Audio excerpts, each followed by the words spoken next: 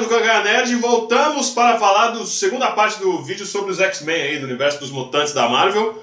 E hoje começaremos nosso programa falando um pouquinho dos anos 80, né? A gente parou falando um pouquinho sobre a Fênix, e agora a gente vai continuar daí em diante até, se possível, até os dias de hoje. Até o final, mas assim, é bem difícil, mas vamos tentar.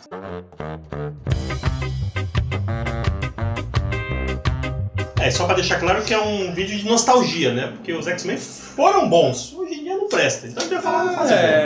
Hoje não em dia presta, não, hoje em dia é malhação. Não presta. Hoje em dia é malhação. A gente terminou Paramos falando na Saga da Fênix. O que aconteceu com o Ciclope depois da Saga da Fênix? Foi embora. O Ciclope não aguentou não, falou assim, puta. Morreu, meu amor. Que a Jean Grey, ao final da Saga da Fênix, foi dada como morta, né? Morreu! O que na verdade o que aconteceu foi o seguinte.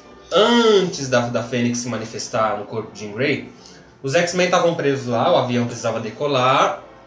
Ela fez exatamente o que acontece no filme X-Men 2. Ela saiu do avião e usou seus poderes para botar o avião para decolar, e ela ficou lá no rio, no mar lá, que é o oceano. E aí a força da Fênix se apoderou dela naquele momento e ela emerge das águas como a Fênix.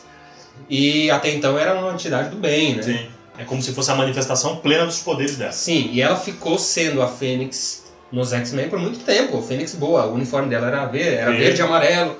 Até que combinou com ela se tornando a Fênix negra, que virou, o uniforme ficou vermelho e amarelo, e os olhos dela ficavam pretos. E aí ela morreu, beleza? E o Ciclope foi embora. E apareceu na vida do Ciclope uma mulher de extrema beleza. Madelyne Pryor. Madelyne Pryor.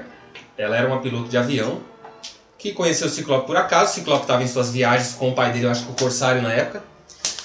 E conheceu a Madelyne Pryor e ficou absurdamente impressionado com a semelhança que ela tinha com o Jean Grey. O Ciclope se casou com a Madelyne Pryor e teve um filho. Só que o Ciclope estava muito assim, com saudade da vida heróica dele, né? Ele parecia o Beto Pera dos Incríveis. Ele tinha uma vida monótona. E nesse momento, Jean Grey estava morta, os outros X-Men tinham seguido suas vidas, né? E o Ciclope não aguentava mais. E ele simplesmente abandona Madelyne Pryor e a criança, um bebê. Abandona e vai embora. Ciclope responsável, mau caráter. Tipo assim, Ciclope, mau caráter. É o tipo de situação assim, ela ligava e ele não atendia. Ela devia ter colocado ele no pau, como diz o povo. E aí acabou se reunindo com o Anjo, que é um milionário, né? O Warren Worthington III. E o Anjo falou assim, a gente tem que voltar, cara. E aí é revelado que Jean Grey está viva. Foi revelado que naquele momento em que ela estava embaixo da água tentando fazer o avião decolar, ela foi aprisionada num casulo e a força da Fênix tomou a forma do corpo dela e emergiu, e todo mundo acreditou que era a própria Jean Grey. Mas não, a Jean Grey, de verdade, estava aprisionada num casulo, que foi revelado numa história do Quarteto Fantástico, ou então dos Vingadores, não tem nada. E aí ela aparece, oi, tô aqui, toda rasgada, com a mesma roupa. Não é de hoje que as pessoas morrem e voltam. Não morreu de fome, não morreu afogada, tá vendo? Animação ficou magra, o cabelo não cresceu o pelo nas pernas, voltou zero. Normal. Ciclope não aparenta ter uma reação daquela que você esperava dele, porque ele sempre foi um personagem extremamente emotivo. Né? E ele, tipo assim, você tá viva e tal. Acho que o roteirista não leu a sinopse do personagem. Eu não conhecia o personagem. E aí acabou que eles formaram o X-Factor, que foi a reunião dos X-Men originais, numa equipe que tinha uma fachada de caçador de mutantes. Trabalhar pro governo. Eles caçavam ganharam o título próprio, caçadores de mutantes, X-Men originais. E todo mundo ficou impressionado, né? Mas na verdade eles não caçavam mutantes. Eles faziam o que caçavam, mas quando eles prendiam o mutante, eles cuidavam do mutante, davam uma vida pro mutante, ensinavam a usar os seus poderes. Eram bem benevolentes. Era uma instituição de caridade. E Madelyne Pryor ficou lá, triste, depressiva, com uma criança pra criar, sem trabalhar. Não recebia pensão. E o Ciclope lá, brincando de herói. Namorando a Jean Grey já tava namorando a Jean Grey. Canalha, hein, Ciclope? Um adulto, ele não chegou nem a divorciar. Então essa é uma fase dos X-Men que a gente precisava falar. Agora entra no Massacre de Mutantes. O que foi o Massacre de Mutantes? Como é que é o nome dele? Os Carrascos, né? Os Carrascos. Foram contratados por alguém pra acabar com os mutantes do mundo subterrâneo, os Morlocks. E os X-Men ficam sabendo disso e vão lá pros túneis, lá pro esgoto, e encontram uma carnificina, né? E um desses carrascos era ninguém menos que... Desse Sabre, que até então não tinha nenhuma ligação com os X-Men. Ninguém sabia nem o que era o Dedo de Sabre. Sim, ele tinha aparecido uma vez numa revista do Punho de Ferro, mas ninguém falava que ele era um mutante e que tinha todo esse vínculo com o passado do Wolverine. E é no Massacre de Mutantes que temos o primeiro grande embate entre Dentes de Sabre e Wolverine, em belos desenhos, alguns do Alan Davis, que eu sou muito fã do Alan Davis. E acabou que o Massacre de Mutantes culminou em quê? O que aconteceu com o Anjo? Foi pegaram ele, pregaram ele na parede pelas asas. O Anjo foi sozinho nos túneis e foi crucificado na parede, pregado Pelas asas.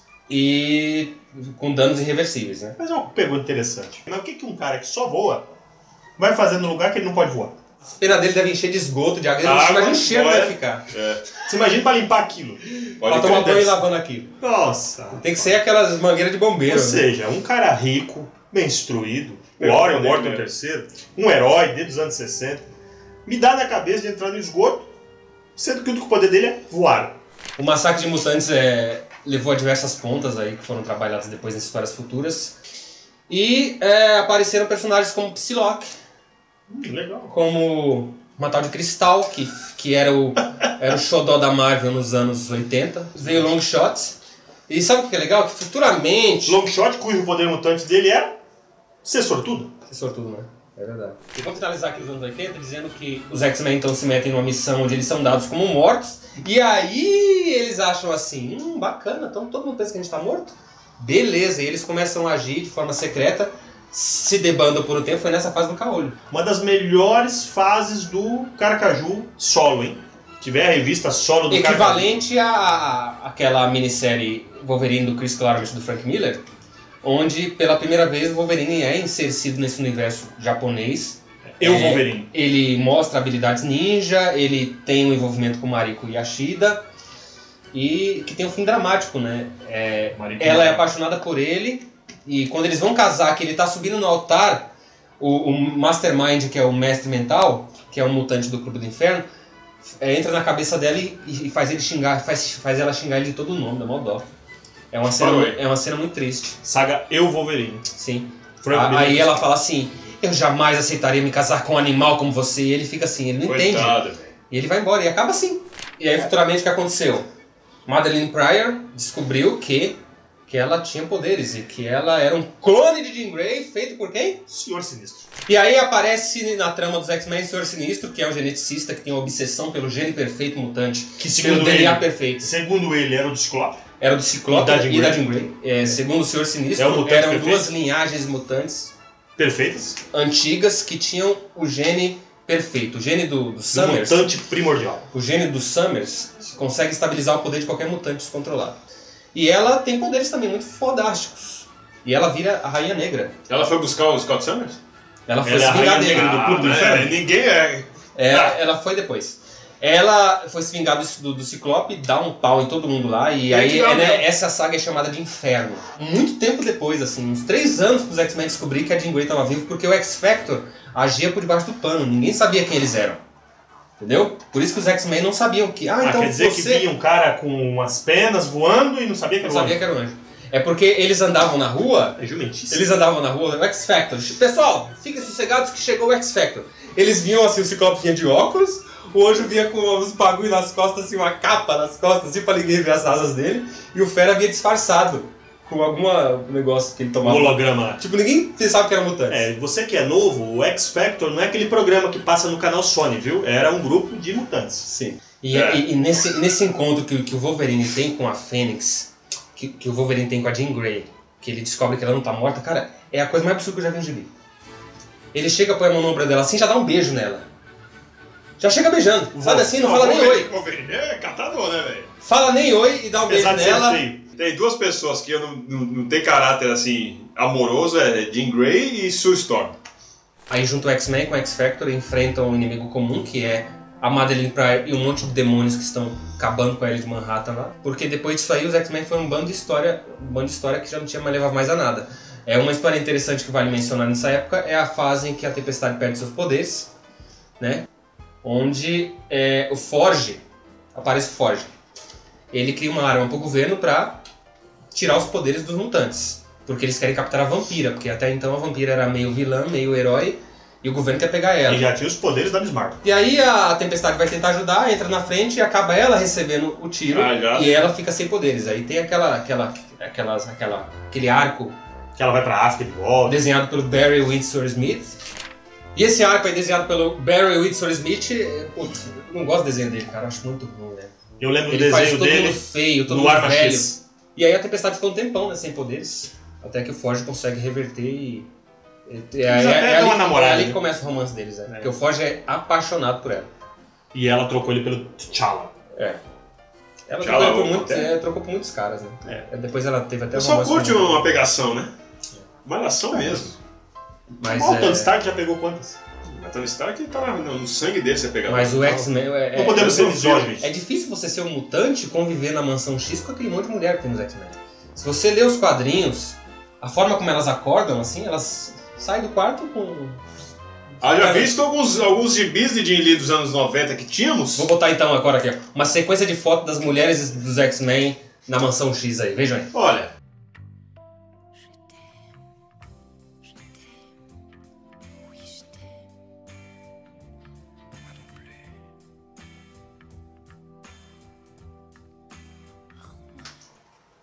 Então aí nos anos 80 começaram a surgir novos mutantes, Psylocke, Vampira. Lindíssima Psylocke, por sinal. Vampira. Uau! Depois que ela virou oriental, né? E o Gambit. Antes ela era meio... E o Gambit, Betsy Bardock. o Gambit, quando estreou na sua primeira aparição, não tinha nada a ver. Ele não tinha cartas, né? Ele tinha um uniforme igual, tudo, mas ele usava umas flechinhas assim, de ferro assim, pequenininha que ele jogava. Ele energizava não com o seu toque, mas com os olhos, assim. Ele brincou de dardo, depois ele viu que baralho era mais legal. Aí com o tempo ele foi usando cartas, que ficou mais interessante, né? Ele era Como é que ele chama? É um cara da Louisiana, ele né? era um trapaceiro francês, né? Ele nasceu na Louisiana, mas é aquela região que foi colonizada pelos franceses dos Estados Unidos, né? Sim, aí ele veio pros X-Men e depois foi descoberto que ele tinha um segredo que foi o seguinte. Você sabe qual foi o Eu me segredo? lembro do segredo. Não me lembro se eu lembro que ele tinha um segredo, mas não lembro qual era o segredo. Foi ele quem levou os carrascos aos túneis de esgoto. Então Olha, foi ele o trair assassino. Foi ele Sim. o cara que... Ele foi o dedo duro do massacre dos dos mutantes. Foi ele que falou assim, ó, Foi o tem X9. tem um monte de Foi o mutante X9. aqui. Foi o vocês Alcahuete. podem matar. É. Depois ele se arrepende de tudo e tal, ele até sai dos X-Men, se não tá enganado. Quer saber a real? Personagem bucha, personagem de merda. Não gosto dele. E o pior de tudo é que ele vai ter um filme com Shiny Tatum. Não, o Gambit é legal, só que Shiny o Tatum filme é dele Fox. não põe É cara. Fox. Ó, sei não, hein? Mas o Gambit é um personagem legal, sim. Sei não. Aí começaram Já vejo completamente sem caracterização, eu já enxergo isso. Não tem nada a ver com o Gambit. Assim, pelo menos eu imagino o Gambit mais ou menos como o Sawyer do Lost, É o Sawyer do Lost, já. Sim. né? É o Sawyer. Quando novo, né? Porque agora já tá cansado pra cá. E um detalhe interessante, todos esses mutantes que vocês viram nos anos 90, que ganharam multidões de fãs, todos criados por Chris Claremont. Por isso que ele é um escritor que merece tanto reconhecimento na sua trajetória nos X-Men, porque ele criou todo o universo dos X-Men como é conhecido hoje. E Império Shi'ar, foi ele que falou que o Corsário era pai do Ciclope, Alinhado. foi ele que criou o Senhor Sinistro, o Apocalipse, o Dente Sabre não, mas ele trouxe pra mitologia dos X-Men. Mas uma coisa que nós esquecemos de falar também que nos anos 90 houve aquela formação também dos Novos Mutantes. Sim, os Novos Mutantes, que era um título muito bom, com histórias Era muito boas. muito bom. Tá a especulação que vai virar um filme aí. E que era uma comédia, né? Porque os Novos Mutantes eram jovens, Alunos. crianças, que ficavam na Mansão X dividindo-a com os X-Men. E que, ninguém olhava pro moleque. Os moleques se metiam nessas aventuras intergalácticas e todo mundo falava Essa assim. turminha com poderes cheios. Essa turminha vai inventando Igual das cores. E toda vez que aparecia o Xavier, ele falava assim, eu quero que vocês cuidem dos Novos Mutantes. E ninguém cuidava, cara. Tanto que sabe o que aconteceu?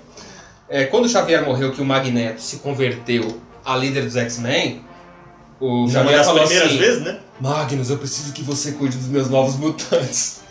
O Magneto não foi nem lá visitar. E aí... Era o renegado. E aí, uma hora ficou numa situação tão absurda que o Cable apareceu do nada e falou, eu vou cuidar de vocês, vai. Assumiu a liderança dos novos mutantes e viraram depois, futuramente, os Mas X-Force. isso é só mais uma das estratégias que o mestre, Rob Liefeld, utilizava. O mestre, O criador do Cable. o criador do Cable, que depois assumiu a X-Force, que era a emancipação dos Novos velho. Mutantes. O Cable acho que é um dos personagens mais odiados por mim, assim. A cara dele... O Cable que futuramente depois foi revelado que era aquele filho abandonado por Ciclope que ele teve com a Madelyne Pryor. Ele tinha o vírus tecno-orgânico, Ele- teve que ser mandado para o futuro apocalíptico, Sim. onde os X-Men são caçados, dizimados, a humanidade é dominada pelas Sim, sentinelas, lá ele envelheceu e voltou pro seu para tempo. tentar impedir aquele futuro Com seu apocalíptico. braço clichê, porque naquela época tudo era metálico. Sim, e a Com missão seu do Cable, trabuco, a missão do Trabuco. Cable era matar o Apocalipse. Legal. E aí vem uma fase que foi quando a gente começou nos quadrinhos, que foi a fase dos X-Men desenhados por Jim Lee. que é os X-Men coloridos, que é a fase azul e dourado, Sim. e foi aquela Legal. revista que vendeu milhões de exemplares, Legal. né? Aquela minissérie foi a minissérie de despedida do Chris Claremont, Sim. onde ele, em 3 edições, contou uma história dos X-Men, reencontra o Magneto, que tava lá já no espaço, já, tipo assim, ó, me deixa aqui, velho, eu não quero mais saber dos seus assuntos terrestres. E é uma minissérie muito boa, assim, eu acho que é o trabalho que o Jim Lee mais caprichou, é muito E bem tem a desenhado. capa dela é tripla, né? A gente abre assim, É. a capa, inclusive com o Wolverine com seu uniforme marrom, Sim. que nunca mais Ali o utilizou. pessoal, uniforme não investia na qualidade dos gibis, né? bonito. Apesar da história, se você for ler hoje o contexto dela, é fraca. Você acha? mas Eu achei entretinha, boa, cara. entretinha. Eu gostava, é uma história legal. É uma história que remonta um evento do Magneto de 30 anos atrás. Quando o Magneto, na época que ele era aquele vilão maluco que queria acabar com a humanidade, ele criava mutantes assim no laboratório e ele criou um tal de mutante alfa. Que foi um mutante que virou praticamente Deus. O Magneto criou ele no laboratório. E aí esse Sabia mutante... que ele era geneticista. Então, aquela época absurda. Ele criou esse mutante alfa que tinha um poder absurdo e que era muito humano. Ele falou assim, não, vocês são vilões, vocês merecem pagar. E aí ele transforma o Magneto e os seus asseclas em criança e bebê. E aí o Xavier cuida do Magneto nessa época. E essa minissérie do Chris Claremont e do Jim Lee retoma essa saga de 30 anos atrás e fala que o Magneto sofreu uma lobotomização da Moira McTaggart. Ela tirou dele alguns elementos que o tornariam um vilão. Então ele virou um cara... Por isso que ele fica puto nessa minissérie, por isso que ele quer matar todo mundo. E aí tem essa fase boa dos X-Men, que foi aquela que separou a equipe em duas, né? azul e dourado. Tinha personagens legais, desenhos muito bons do Jim Lee. E depois veio... Gosto muito de Jim Lee, né? Eu gosto. se envolveram muito com o Império Shi'ar nessa época também, né? Xavier voltou. Eles começaram a usar aquele uniforme, não era uniforme colorido, era o uniforme deles, né, particular, era o uniforme dos X-Men, que era azul e dourado, Era padronizado. era padronizado, todos tinham uniformizados, era a norma nova da empresa, todos Sim. tinham que ter uniforme. Sim. Nessa época tivemos sagas como, por exemplo, o Massacre Marvel, né? Que foi o Massacre, que era um ser criado a partir da mentalidade Dos do Magneto ressentimentos de Magneto e e Xavier. Xavier juntos, criaram uma entidade de extrema força psíquica que arrasou com o universo Marvel. Matou todos os heróis, só deixou os X-Men.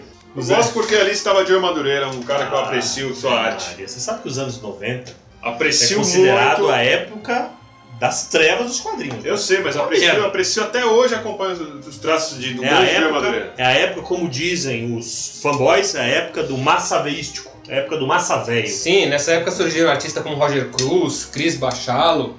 A ascensão da Image. Sim. Esses dois artistas, Roger Cruz e Joe Madureira, surgiram na saga Era do Apocalipse, que também foi uma saga notável, tá, gente? Apesar de anos 90 não Apesar de prestarem, ser ruim, foi uma saga muito boa. era ruim. Uma saga onde Legião, que é o filho do Xavier, o mata no passado sem querer.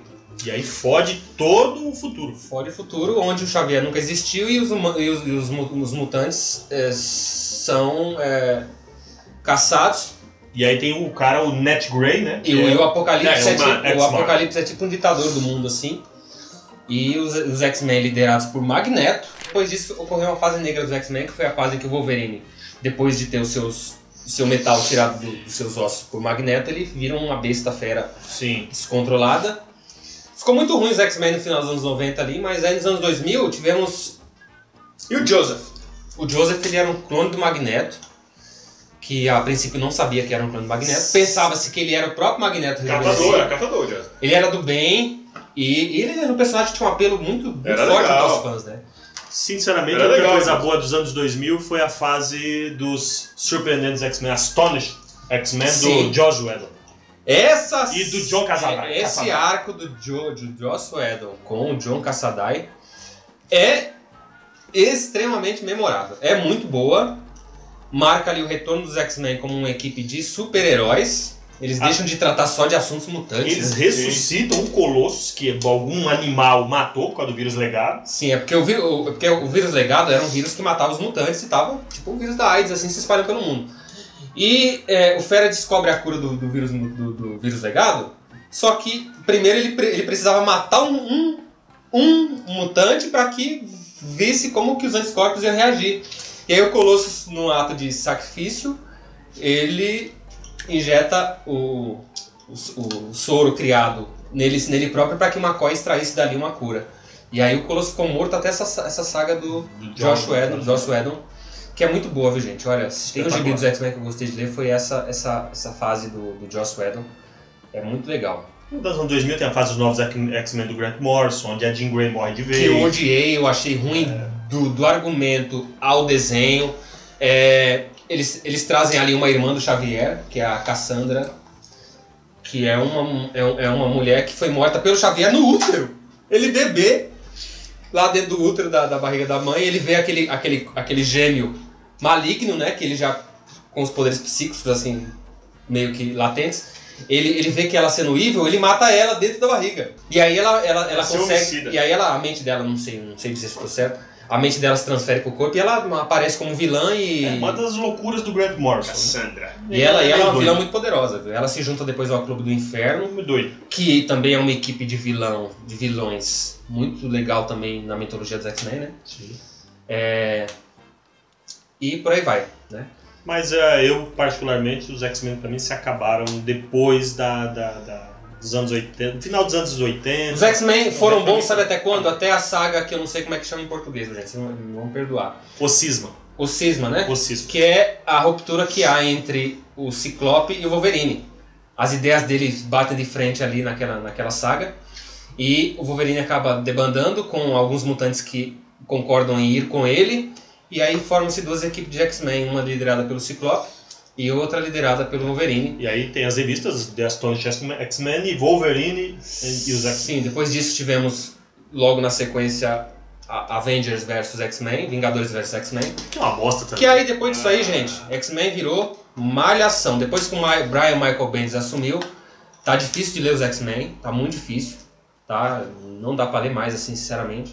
Ele tem uns motivos meio idiotas, né? Porque, por exemplo, se vocês não acompanham a novíssimos X-Men, o Fera, num impulso ali egoísta, ele fala, acho que eu vou trazer os caras lá do passado pra cá. Ele volta pro passado, traz a formação original dos X-Men pro presente e fica ali, e os caras ficam ali. E aí vem os X-Men malignos do futuro, eles mesmos malignos. Essa é a saga, aí, a Batalha do Átomo. A Batalha do Átomo, e você tem 3 equipes de X-Men interagindo nos quadrinhos ali. Uma do passado, outra do presente e do futuro. Vira uma salada, Mas né? Vira uma bagunça, pelo Vira uma salada. amor de Você não Deus. sabe mais quem... Eu pergunto pra você agora. Me diga aí, nos comentários, qual é a formação atual dos X-Men? Eu não sei. E eu digo pra você o seguinte, essa revista que eu falei, o Cisma que ele falou aí, é muito legal, muito boa. Tem cenas violentíssimas de uma luta do Ciclope com o Wolverine, tá? E eu gosto do Ciclope ali. Se eu fosse votar, que nem tem uma hora que o Ciclope fala assim, tá bom Wolverine, se você discorda da minha liderança, vamos votar em voto. Vamos ver quem escolhe você ou eu. O Ciclope, ele tem um ponto de vista, assim, necessário para o momento. A questão né? toda é que fizeram uma magnetização do Ciclope. Sim, porque ele virou parceirão do Magneto. Ele virou um cara que ele defende a causa mutante acima do sonho de Xavier. O Xavier pregava, assim como o Martin Luther King, a convivência entre os dois. Sim. E o Magneto era o Malcolm X, a supremacia mutante contra os humanos. Engraçado é que o Magneto, numa saga dele, só dele, do Magneto, onde ele enfrenta o Joseph, renascido vilão, essa saga é muito boa, viu? O Magneto, ele é acusado de ter matado um grupo de humanos que eram contra os mutantes, ele invade lá a seita dos caras e mata todo mundo. E aí os Vingadores vão falar, Magneto, você voltou a ser vilão? Aí ele fala, não fui eu. E aí ele vai atrás e descobre que foi o Joseph disfarçado de Magneto, com a roupa do Magneto. E aí eles têm uma briga muito legal, assim, os dois usando os poderes de magnetismo, assim, de uma forma muito legal. Eu vou botar até as imagens aí. E o Magneto triunfa, é claro, né? Porque ele é o Magneto. Sim. E o mestre do Magneto. Nessa fase, ele sendo membro dos X-Men, liderado pelo Ciclope. Essa equipe que o Ciclope formou depois que o Wolverine saiu, tinha Namor, tinha Magneto, tinha Tempestade, ó, por incrível que pareça, Tempestade do lado do Ciclope, depois ela foi pro lado do Wolverine recentemente. Mas é muito boa, Eu discordo muito legal. veementemente de ter o Magneto do lado dos X-Men. Sim, Eu acho É uma coisa de você colocar igual o Lex Luthor na Liga da Justiça. Engraçado é que o Magneto merda. fala assim, pessoal, eu nunca fui vilão. O meu sonho sempre foi o mesmo. Os meios que eu uso para chegar ao meu sonho podem variar, mas o meu sonho sempre foi o mesmo. Ele pode divergir ali, mas o objetivo dele sempre é chegar ao mesmo objetivo, que é os mutantes sendo respeitados no mundo. Ele não quer que o mutante seja tratado como uma subespécie humana. E uma saga que a gente não pode deixar de recomendar é a Dinastia M, né? Que é uma saga bem legal, viu? Tudo começa quando a Feiticeira Escarlate tem um surto psicológico e ela começa a alterar a realidade, assim, espasmos de alteração de realidade, onde ela vê-se como mãe de 2 filhos que nunca teve, né? Isso foi depois da saga Vingadores à Queda. Ser mãe de filho de um androide. Isso foi depois de Vingadores à Queda. E aí o Mercúrio e o Magneto tentam ajudá-la porque os heróis, os Vingadores dos X-Men estão voltando para matá-la, né? O Xavier fala, não tem jeito, gente, eu não consigo controlá-la mais. E aí ela acaba criando aquela realidade alternativa da Dinastia M, onde os mutantes são a raça superior na Terra e os humanos é que tem que tomar cuidado, porque ela fez com que o sonho do Magneto se realizasse. É igual Guerra das Estrelas, O Caminhar da Força. Eu não gostei. E você? O Despertar da Força. Ah, que seja. Não é The Force Awakens? Awakens. Awakens. Despertar Não é? da Força. Desperta, não é o Walks, não. Ah, tá. Então desculpe. É isso aí, gente. Eu acho que deu pra fazer tudo em 2 programas, né? Eu acho que deu. Acho que deu de X-Men, né? Chega, né? É um saco. Maçante pra caramba X-Men. É um saco. Ah, Já foi bom. ó. Glória. Se gostou, inscreva-se no nosso canal aí se você gostou desse programa. Compartilhe com seus amigos e curta com a Gaia Nerd. Inscreva-se aqui, ó. Tem um botãozinho vermelho. De graça. Por quê? A única coisa que vai acontecer é você ser avisado quando nossos vídeos estiverem no ar. Isso. Curta porque nós voltamos. We're back. We'll be back. We'll be back. Ó, vai lá. Próximo programa em breve. Inscreva-se no nosso canal, Facebook, Twitter, Instagram, Facebook e YouTube. Eu vou Acho que é tentar isso. acessar isso tudo aí pra falar com vocês quando eu tiver um Tá tempo, bom? porque eu tô um pouco ocupado. Mas eu Gaia vou Nerd. tentar. Um abraço, tchau. 3 programas do X-Men, ninguém aguenta, cara. Ninguém aguenta os X-Men, mas em 2 programas. Ah, isso não é legal. Se você lê, Já foi. assim, é bacana.